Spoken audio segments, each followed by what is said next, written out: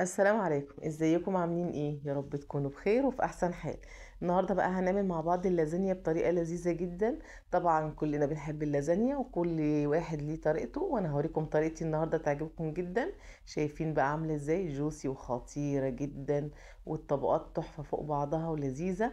اول حاجه هنسمي بالله ونبدا. بدانا بعصر الطماطم، كان معايا نص كيلو طماطم كده عصرته في الخلاط زي ما انتم شايفين. وبعد كده معايا 4 بصلات وسط، مسكتهم قطعتهم وهفرمهم في الكبة. ممكن تفرموهم من بره الكبة عادي، يعني لو قطعتهم قطع صغيرة مفيش مشكلة. جبت بقى الطاسة كده وحطيت فيها معلقة كبيرة جدا كده سمنة بلدي محترمة كده. وبعد كده نزلت بالبصل اللي فرمناه، وابتدي بقى كده اقلب البصلة. واول ما البصلة يدبل معايا شوية انزل باللحمة المفرومة، معايا نص كيلو لحمة مفرومة. هبتدي كده اقلبه كده في البصل. واول ما اللحمة عندي تاخد لون ولونها يتغير خالص، انزل ببشر جزر. لو انا هنا كنت بشره يعني جزر وحطها في الفريزر ادي 3 معالق بالظبط. يعني ممكن ايه بتبشري جزرايه وسط. الجزر بيفرق جدا في طعم اللحمه المفرومه. بعد كده نزلت بقى بمعلقه هريسه شطه صغيره، ومعلقه نص معلقه كمون ونص معلقه فلفل اسود. وابتدي بقى اقلب كده. الريحه كانت تحفه جدا. بعد كده نزلت بالملح ومعلقة صلصة كبيرة، وانزل بعصير الطماطم اللي احنا عصرناه.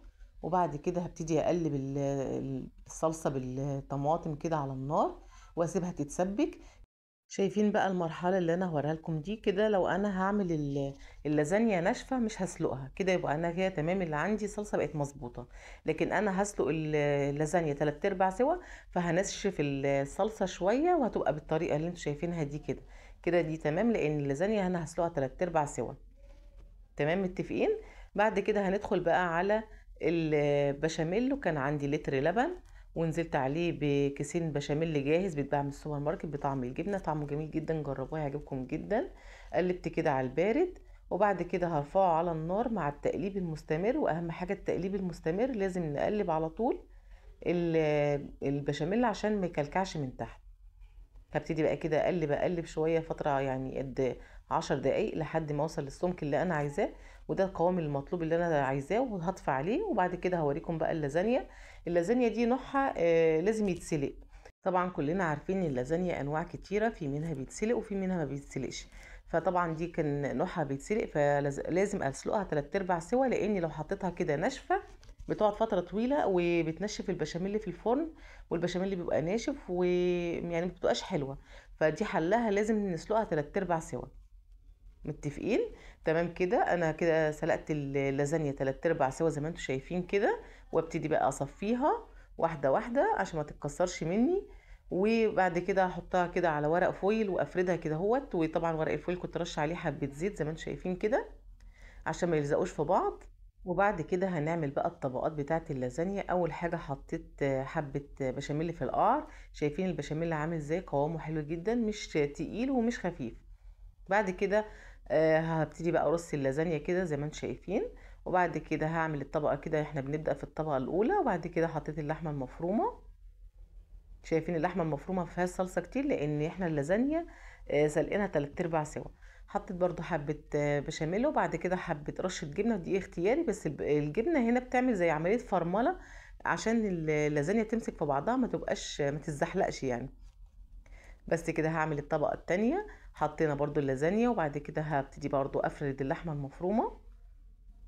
وبعد كده احط برضو رشه بشاميل، وبعد كده برضو رشه جبنه موتزاريلا. لو عايزين بقى تحطوا زيتون اي حاجة دي براحتكم. بعد كده دي الطبقة التالتة. هبتدي برضو احط اللازانيا دي تالت طبقة من اللازانيا. انا مرضتش اسرع عشان ايه اوريها لكم بالتفصيل يعني. كده بقى هفرد برضو اللحمة المفرومة، دي الطبقة الاخيرة. وبرضو هعمل برضو هحط حبة بشاميل. وبعد كده برضو هجيب رشة جبنة موتزاريلا او ميكس جبن. انا صراحة كان عندي ميكس جبن. ودي كانت الطبقة الأخيرة. وبعد كده هنزل بالبشاميل. شايفين القوام بتاع البشاميل عامل ازاي؟ بجد البشاميل ده كان رهيب، كان طعمه جميل جدا. وطبعا هنحط باقي الجبنة الميكس الجبن اللي كان عندي على الوش كده. وطبعا الفرن كانت شغالة قبلها ب10 دقايق، لازم الفرن تكون سخنة. هنحطها في الرف الوسطاني. قعدت معايا في الفرن حوالي 25 دقيقة بالظبط. وبعد كده شغلت على وشها الشواية دقيقتين بالظبط، وطلعت معايا بالشكل الجميل ده اللازانيا بطريقة لذيذة جدا وبطريقتي. طبعا كلكم ممتازين فيها، بس كل واحد ليه طريقته، وانا وريتكم طريقتي في اللازانيا. شايفين خطيرة جدا، طعمها يجنن ولذيذة ما شاء الله، حلوة قوي قوي. ولو انت هتعملي اللازانيا اللي هي مش هتتسلق، بتاخد في الفرن حوالي ساعة ونص في الفرن، بس اهم حاجة تغطيها بورق فويل لمدة ساعة، وبعد كده بتعري وشها لحد ما ياخد لون. انا قطعت هنا بقى اللازانيا بتاعتي. طبعا كالعادة مستعجلين، ما بستناش لما تبرد. المفروض نستنى على الاقل ربع ساعة عشان تبقى متماسكة اكتر من كده، بس طبعا انا بحب اكلها سخنة جدا. بجد يا جماعة كانت لذيذة جدا وطعمها رهيب جدا. وبكده نكون وصلنا لاخر الفيديو بتاعنا. ولو وصلتوا معايا لحد هنا، ما تنسوش اللايك الجميل والاشتراك في القناة، وربنا يحسن ما بين ايديكم. باي باي.